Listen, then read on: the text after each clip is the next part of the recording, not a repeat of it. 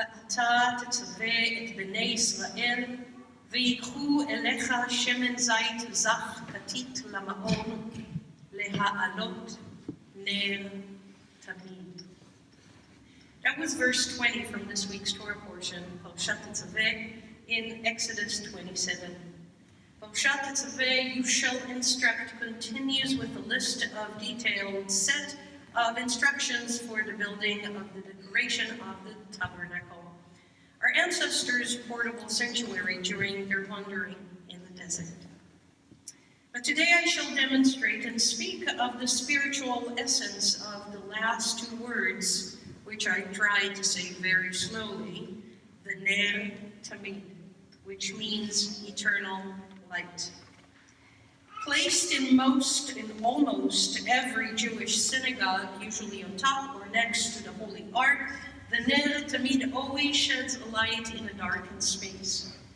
Even in our own sanctuary, this temporary votive up there on top of the ark serves as a reminder that within each of us, there is a little spark of light.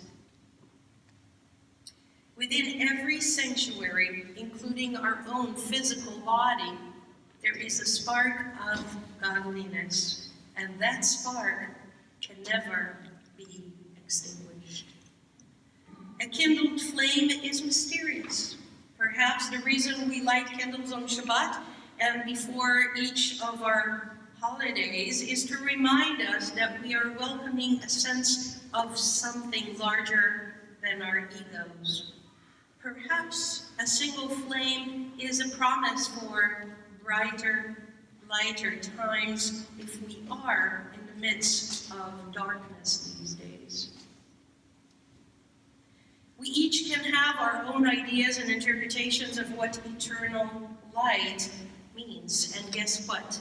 That meaning will change according to where we are at a given time and place in our lives. As our sages wrote, a soul of a human is called ner Elohim, candle of Adonai.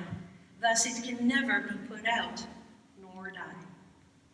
Take a look, see these lights, and remember, whatever darkness you are in at this moment, it shall pass. Because eternal light is always within you, and you are a mikdash me'at, a holy, small, precious temple for Adonai's light. To me, that eternal burning light represents the ongoing wonderful experiences of godliness in my own life, such as singing to and from God and celebrating Shabbat here with all of you. When I close my eyes and say the blessing while lighting Shabbat candles, for example, I am reminded of blessed times of doing so with my mother and my grandmother. And that fills me with warmth and shining brightness. And while we pause for a few moments of silent reflection, I invite you to ask yourself, what does ner tamid, an eternal light, represent to you today?